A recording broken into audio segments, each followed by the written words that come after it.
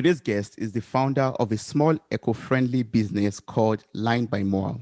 She's the creator of a multimedia platform called And Why Media. She recently graduated from the Fashion Institute of Technology, studying marketing and communication. How are you doing, Annie? I'm good. How are you? I'm fine, thank you. Thank you so much for joining me today on this episode of Mirror Talk podcast. I think we are talking a little bit before we start recording. That's why I introduced you as today's friend or something. Yeah. But I'm looking forward to learning a lot from you today. But before we start discussing, please can you tell me a little bit about your life and your self growth journey so far? Yeah. So I did graduate from FIT a year and a half early. So I finished college at a younger age, but because I really wanted to focus on my passion projects and also freelance and do my own thing. So I started my business during college, Line by Moi, because I was really passionate about environmentalism, and I really wanted to prioritize that in my business and set an example. So that's what I did with my business. And why started as a personal blog. So I was writing, stories about my life, and it became a diary. And then it transformed into a multimedia platform where I have different writers. I think we have 6 writers now on the platform. And we launched 2 magazines, and we're going to start like a little shop on And Why soon. And then we have this podcast as well. Yes. Yeah. And So tell me about this podcast of yours. You have this and why medium, I'm sorry, and why dot media podcast, which is mhm. available on Spotify, Apple Podcasts, and other platforms. Tell me about this podcast platform and your guests and what you've learned so far from interviewing the amazing people you've had on so far. Yeah, podcasting was something I was thinking about, but I think it was because of the pandemic that I had so much more free time. I was like, you know what? I'm just going to start this. I had the microphone sitting for so many days, so I was like, I need to get this going. And I went on, and then someone reached out to me to join this podcast agency, Kitcaster, which I think you're on, right? Yes, yes, Kitcaster. Yeah, yes. so that's where I found all these amazing people to talk to, and Mm, it's amazing because it started out as a solo podcast. I was just talking about my life, but then I introduced a lot of like girl talks with my friends and people that I looked up to, and then it became like, oh, now I'm talking to like tech founders, and I'm talking to CTOs of startups and mm, or environmental lawyers. It's really really refreshing to learn from someone who has a lot of experience, but also talk to them in a very relatable way and mm. share that with different people who are also looking for, that story. So Yes. it's been really, really nice. And it's a great networking opportunity because you talk to people and you might get job opportunities, you might get referrals, and you never know what's going to happen. So I love my podcast, and it's been great. And I'm sure it's great for you as well. Yes, it has been an awesome journey so far. Hmm. And I was going through your profile, and one thing that resonated with me was your biggest goal. You wrote that your biggest goal is to tell stories that are untold and unwritten. And Hmm. this really touched me like, wow, yeah, this is a very big goal.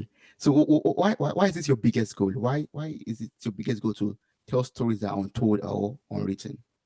Yes. So when, we're, growing up, I think most textbooks and things we learn in school, it's always about legacy, right? Things that people, it has to be someone who made a big deal out of something, and Mm, that's why they're important. And that's what we're talking about instead of covering, the little stories like my parents. mm, So my parents are immigrants from Malaysia. So I'm a first generation American in the States, and the struggles that they face to come here, and the stories go untold because according to society, their stories are kind of irrelevant. They're not like making big changes, impacting the world in a grand way. They're not politicians, they're not celebrities, but their stories are just as impactful on my individual life. So I think I took that to like to use that as a big inspiration. And I was like, well, I really want to tell stories like these. I don't want these stories to go unwritten, or yes, untold. So I yes. kind of started a platform to do that. Mm, Hmm. wow. So and also you have this eco-friendly business called Line by Moi, which you talked about already. Why did you start this Line by Moi? Why is it so important for it to be eco-friendly?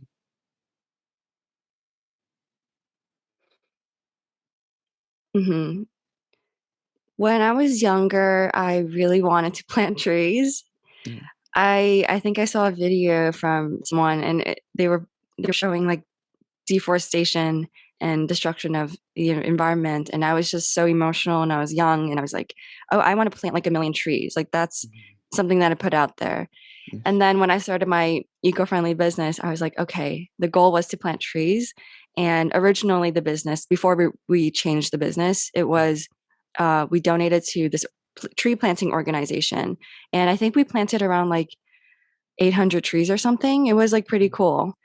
So yeah, it's really nice. And we still donate to them, but we donate to other organizations now, which I'm sure you've seen. Um, so it's because I really care about the environment, and it was really inspired by my dad actually. In Malaysia, he was a farmer, and he understood the importance of nature, and he tried to instill that in me.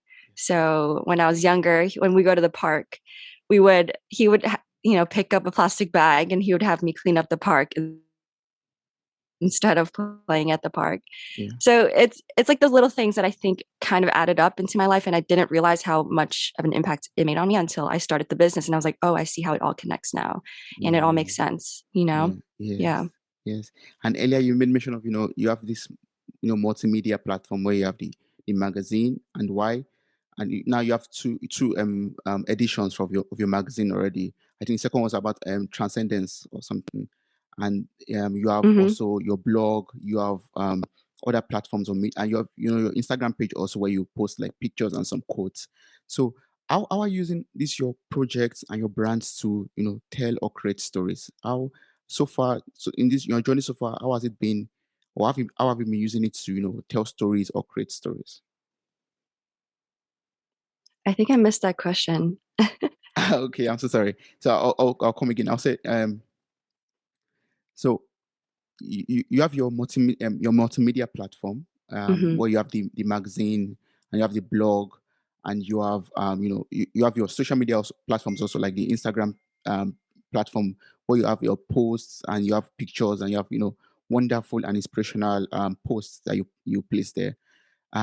So far in your journey, how have you been using these platforms or your project or your brand to tell and create stories?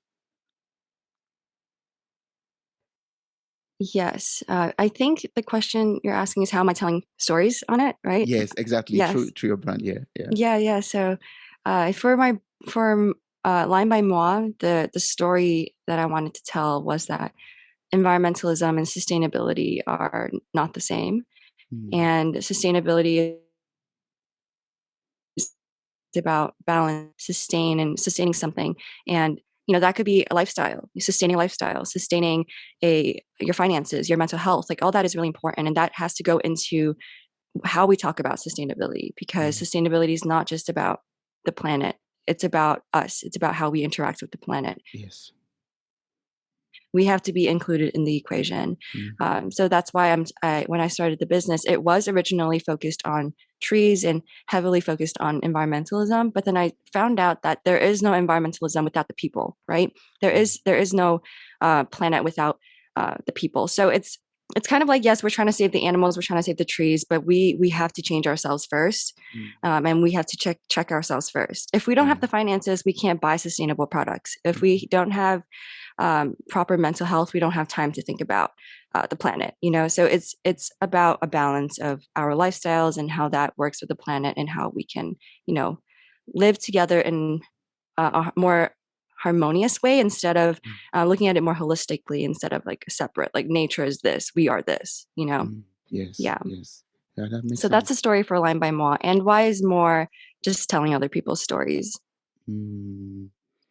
Okay, okay. So you bring other people's story on your platform so that everyone everyone that comes to your platform or has anything to do with your project or brand can learn from it also, like can learn from Hmm. other people's story. Yes. That's really good. That's amazing.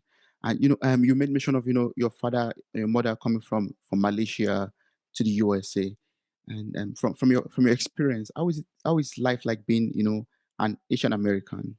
Can you share some of this experience with me? Yes, yes. It's pretty rough the couple months. There has been a rise of attacks on Asian Americans in the Mm, States. I don't know if it's, you know, n- heard around the world. I probably not, but there is an increase in Asian American attacks in America, just like racism, But when I grew up, I've been surrounded by mostly Asians, so I didn't really feel that different from anyone. I mm, think until college, I realized that, wow, Asian Americans are the minority here. But I didn't feel that when I was younger. It's a unique experience, I would say. But growing up as the first generation is probably more of the responsibility and the burden that I had to carry because I'm the oldest in my family. I speak the most Chinese. So growing up, I became the translator, I became the second mom, I became just like that third person that has all the responsibility in the house because I had to set the example. I was the oldest. I was the language, the translator. So yes. Yeah. it's not a good thing, but it did force me to grow up a bit, and it Mm, is a good thing that I am the way I am now because I've done so many things and I'm self-sufficient and I can take care of myself and it's good. But it was a lot growing up, like having yeah. to deal with all that for sure. That's wow. But I'm so glad you mentioned the positive side. Like all of this stress, all of this burden or challenges helped you to grow personally, like to become much more confident or much more efficient or organized. I assume also like in Yes. your daily task. That's good. And I was reading one of your posts, and you were talking about the hustling and bustling lifestyle of New York. So how is that like for you? For um a young lady who is succeeding in a line of business and also living in New York and being an Asian American, all of that combined with a very busy city that never sleeps. How is that life like?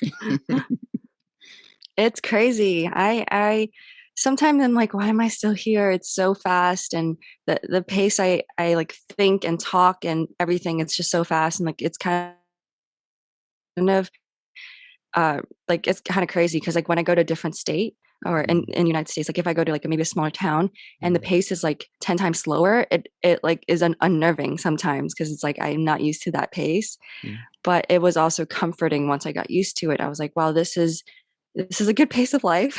And then going back to New York City, I'm like back on the track again. It's like everything. My schedule is packed. Yeah. Um, riding subways like back and forth, walking here and there. It's crazy. I totally recommend coming here. Settling here is questionable though. Yeah. Wow. Well, in such a city, and also with what you said earlier about the hatred against the Asians and stuff like that. In a big city like that, do you experience racism, and how do you deal with it, or generally how do you deal with racism in big cities or wherever you find yourself? Yeah, so it's interesting because I never really got like a direct attack. Mm, But it's more of like my cousin was called, slurs on mm, the streets, mm, or my mom would get touched by random people. mm, I think for me, I think I was dealing more with like guys that have Asian fetishes because I would be walking on the street and they would mm, just be like grabbing me. They're like, oh my gosh, are you Japanese? Are you blah, blah, blah? And then I'm just like, no, like, don't touch me. Like, it was more of mm, like that, but not really like racism where they're like, oh, you're Asian, you're disgusting, like all that stuff. But yeah, there were like little things here and there, like, oh, do you eat cats and dogs? Like those like high school jokes that they have. yeah, But it wasn't necessarily like harmful where they would attack me or anything. But mm, yeah, those little things do add up, but it wasn't that it didn't take much real estate in my mind for other people, unlike other people. yeah. That's Yeah. good. Yeah. But do you have like friends that you work together with, to stop this kind of treatment that you get from people, or you just I don't know, how do you deal with it, like in your community, or in your family? Are there like things that you have been told or been taught in order to resist it, or in order to cope with it? Hmm. Yeah, I think Asian Americans are a little bit more unique in the way we deal with racism. We're kind of passive, like because we're kind of, our culture is to, put our head down, bite our tongue, to not really speak up because it's not our place. And like if someone's talking about you or treating you badly, you just kind of like, blow it off. Like you don't really like pay much attention. Mm, But I think being raised as an Asian and an American, having both cultures. American is more like you're loud, like we talk. Like if something's yeah. you're nodding your head. Yeah. We're loud as heck. I can agree to that because Mm, we something isn't right, we would talk, we would tweet it, we would like post about it. It's if something is wrong, we would like scream about it on social media. yeah. But I wasn't really like that growing up, because I was also raised by my parents, kind of like tell me to be quiet. Mm, But I think as I got older, I realized the importance of using my voice, which is why the podcast was kind of a turning point for me to mm, speak up and to share stories and to talk about things that are politically, you know, uh, just disrupting and, just talk about things that are uncomfortable for other people as well, especially racism yeah. Yeah. and, as an Asian American woman. Wow. Okay. Yeah. That's good. It's good that you're making use of your podcast as a medium to speak up and to Yeah. help other people, yeah, grow or to create awareness about these topics also. That's amazing. Yeah. So I was reading through the second edition of your magazine, and there are two articles of yours that stuck out to me that I Mm. would love us to talk about. And Okay. the first one is about learning to take a break. Mm. So, what inspired you to write this, and why is it important for us to always take breaks? Yeah, yeah. So I am, New York City, hustle and bustle is in my blood. It's literally, I think, is in my DNA. Like there is no way to get it out. Like I leave and I feel like I'm still in New York sometimes because it's just in my head. Like my brain thinks like this, I speak like this. Yeah. But I think I burned out a couple times in college. I graduated really early, so I was really cramming my classes in, and I was doing a lot of internships while I was in school.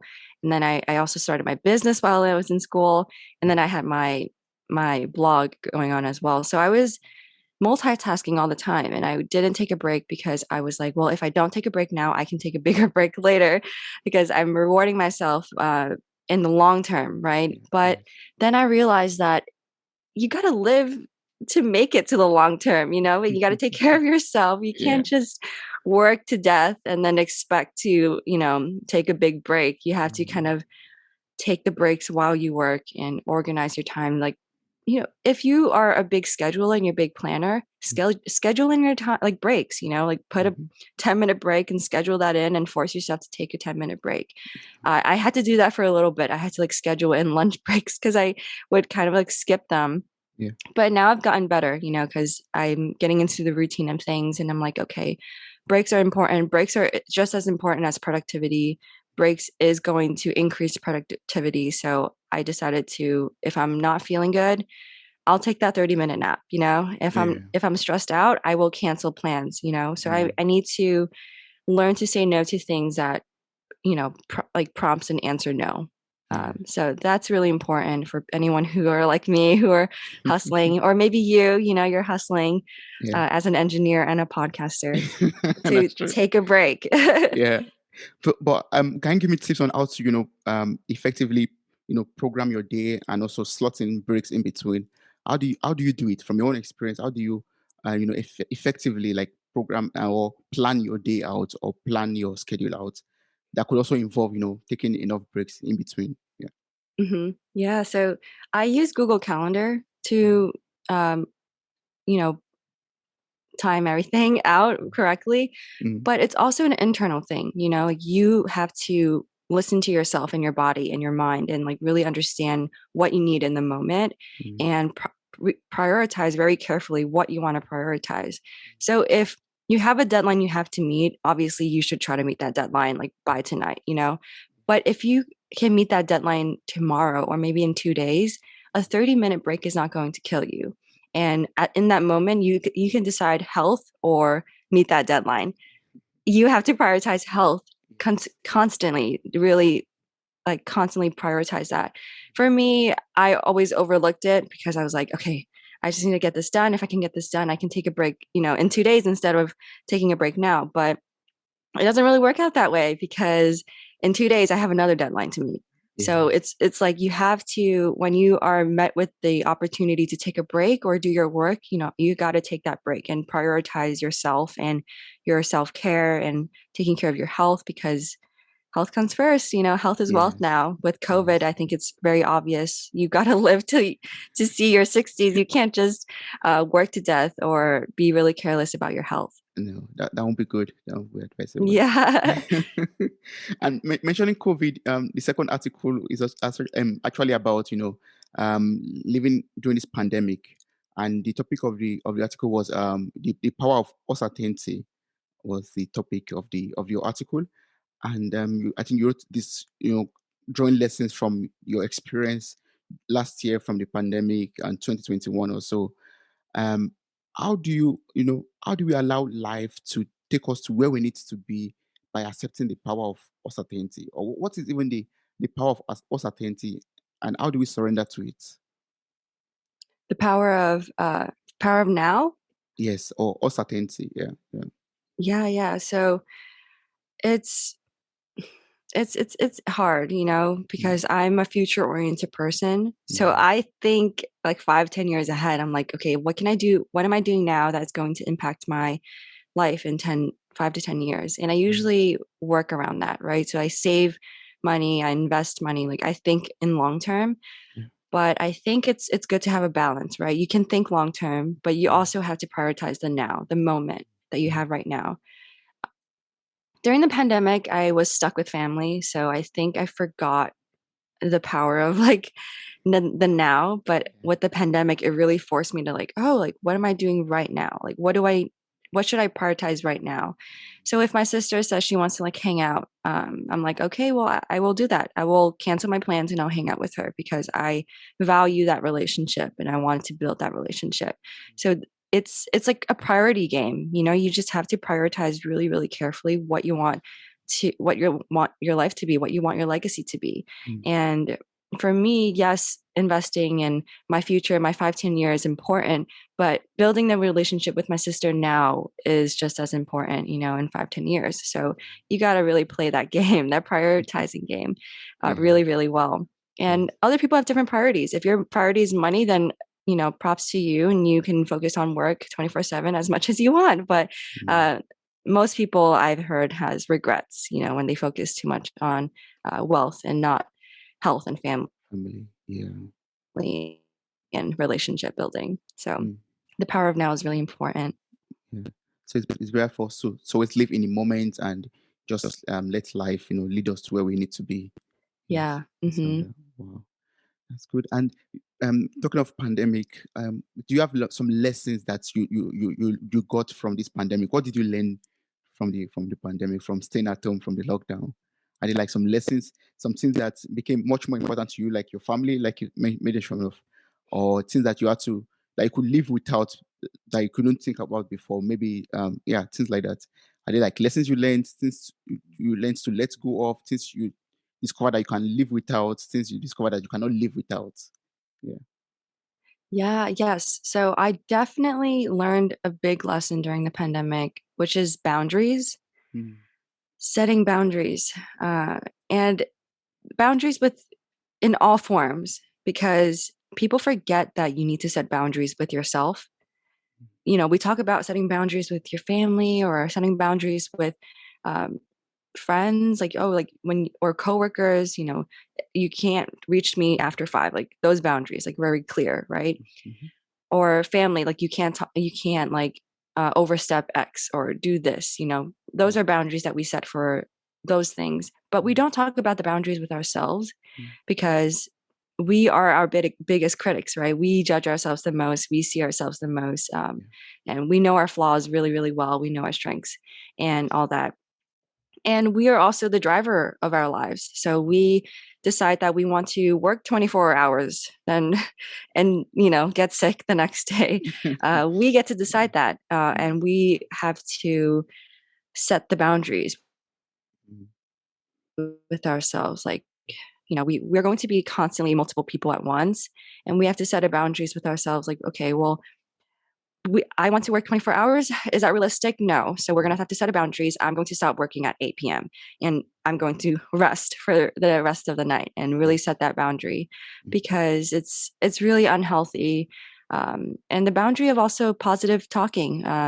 We are very negative towards ourselves, and mm, that's why we notice other people's flaws really easily too, because we notice it in ourselves. So it's really important to set a boundary with ourselves and to stop all the negative thinking. And um, it's okay to be negative time to time, but definitely do not like put yourself down, like doubt yourself or put yourself down. mm, And that's a boundary you have to set as well, and that's an internal thing. No one's going to do it for you, so you're going to have to like do it for yourself, and mm, that's a big task, especially if you're not self-aware and you don't know your problems and you don't really think about it too much. Like, you're yes. going to have a lack of boundaries with yourself, and it's going to be very, very harmful in the future. Mm, yeah, Yeah. that's true. Wow.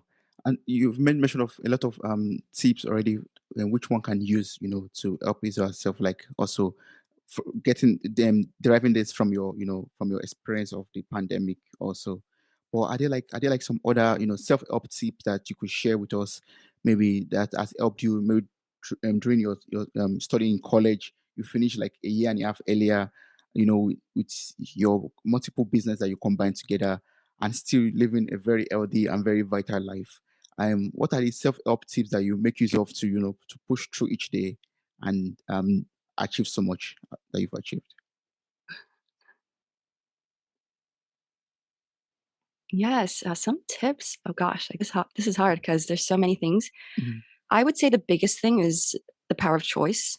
mm, We live in a world where we have so many choices that we have to make on a daily basis. I think mm, with so many opportunities now, we have this paradox of choice, right? mm, We constantly have to decide between 100 different things because there's like 1,000 options on the internet, mm, and or 100 guys you can date on the dating app. There's like so many options, and it's like very, very tempting and hard to make a decision mm, when you have so many decisions to make and so mm, many options to choose from. mm, So that's the paradox of choice. But I think the power of choosing something and really sticking to it and deciding to commit to it is really, really important. We're always going to make a choice, right? yes. If, for example, if I'm doing this podcast, it's a choice that I'm doing this podcast with you, right? Mm, And it's a choice for me to neglect my other responsibilities to do this podcast. yes. So I can't blame you for not for doing this podcast with me and like me neglecting my responsibilities, because I decided to do this podcast with you and I make that choice. And Yes. people need to make that important in their lives, that everything in their lives is a consequence of the decisions and the choices we make. Mm, And if you don't really focus on the choices and you don't really pay attention, mm, then you're going to be moping around in life and kind of letting life hit you, yeah. and throw decisions at you, like force things to happen instead Mm, of you consciously choosing for things to happen for you. mm, Um, so I would say the power of choice is really important, and that is what got me through making businesses and starting new things and still live a pretty healthy and normal life and not depressed or anything. So I would say choosing the right decisions and committing to the choices that you make is my biggest tip. yes. Oh, that's good. And talking about making choices, you're a very economically, as how will I say, environmentally aware person. Like your business is also like eco-friendly, and you have this interest or this goal to ensure that we have this environmental sustainability. So how can we choose to to be aware of our environment and its sustainability? What can we actively do to ensure that our environment is sustainable? Obviously read the right news because there's a lot of misinformation on the internet now because of how fast information travels on the internet. Mhm. You have to triple check your references and you have to triple check whatever is said in an article. It doesn't matter if they are a very, very good, medium or platform. Everyone is writing from a bias. Every journalist, every platform, no matter how unbiased they say they are, it's going to come from a person who cares or don't care about the environment. So Mm, you got to triple check your statistics that you're reading and understand where all your information is coming from and make sure you are very well educated, because it's so easy to look at social media and just react mm, instead of really looking at the problem and seeing how to solve it. Because most people kind of just react, right? They're like, oh, like, comment, share on Instagram. And they're like, oh, that's it. That's, I pat on the back. I did a sustainable thing today, but then they forget that using internet and using a computer actually runs servers, and servers actually create lots of carbon emissions, and they don't that's know true. about that. So That's true. and they don't know about that. So it's like you don't know how unsustainable the world is already.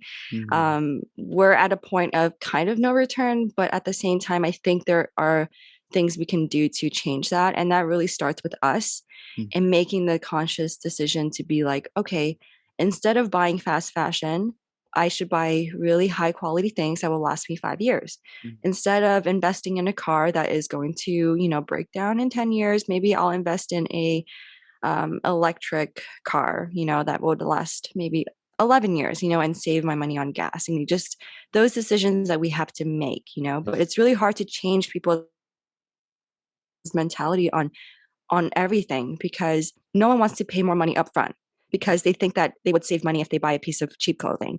Mm, But then they realize that they buy cheap clothing every single month and mm, that adds up and they don't think about that.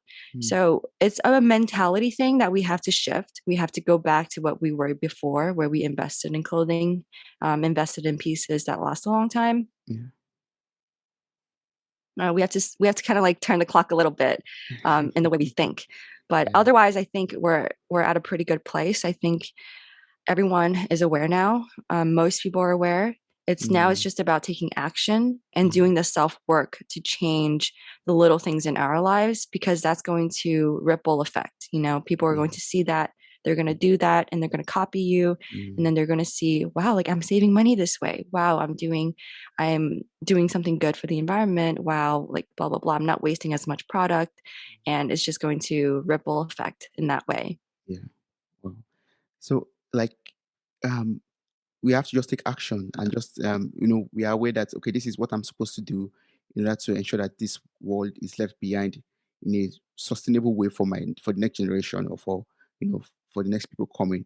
And what we have to just do right now is just to, wear clothes that last longer. You know, don't contribute to the emission of CO2, for example, and just ensure that we live a much greener life.